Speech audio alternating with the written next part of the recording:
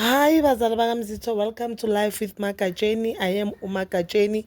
On this channel, we are unpacking trending topics, and today's topic is about stepson Saka Musamsele umntana kaMangwabe uPhumlani Simphiwe Cyril Ngwabe. Guys, uMangabe, you know that unomntwana that thina we recently found out throughout the years of Uthando Nesithembu. Mangwabe has never talked about umntanakhe, but the previous season Mangwabe decided ukukhuluma ngomntanakhe, and we even saw ukuthi umntana uke waposta uMangwabe on Instagram yakhe. Today umntana maKangwabe bekagrada, yo guys, bekathola idiploma yakhe. I just wanted to say congratulations umfana. You know, we all know that education is the key of success. Unengasazibheki lezokuthi hey phela imisebenzi ayikho eSouth Africa, but education, it is the key of success.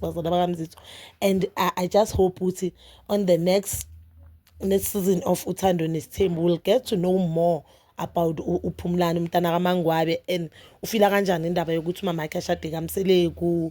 Umamakhe, mina the way ngibona khona, it's like umamakhe ngathini angifuni ukuthi akamnaki ne, because I know ukuthi into evela ku TV into basitshengisa what bona bafuna ukuthi siyazi, but ezinye izinto asizazi.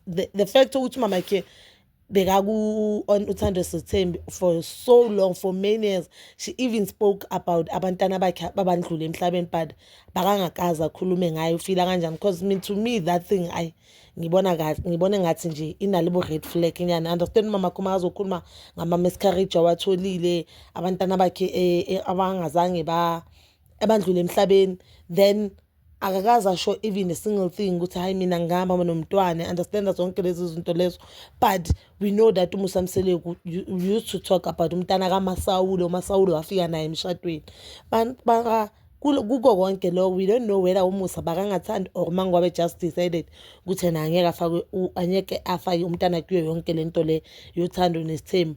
Mara if sibingabuyela emuva futhi inamabumara bangaka, masingabuyela emuva kancane on the previous season of Uthando Nesithembu, we know that uMangwabe noMacele bake basho ukuthi hey ubaba uMseleku umntwana oze naye, umntana okungasowakhe akamjabuleli kahle. So that means maybe ubaba uMseleku bakangamjabuleli kahle naye uPhumlani. We don't know. All I'm saying nje sicela nje ukuthi nje to get more to know more about umfana ilife yakhe.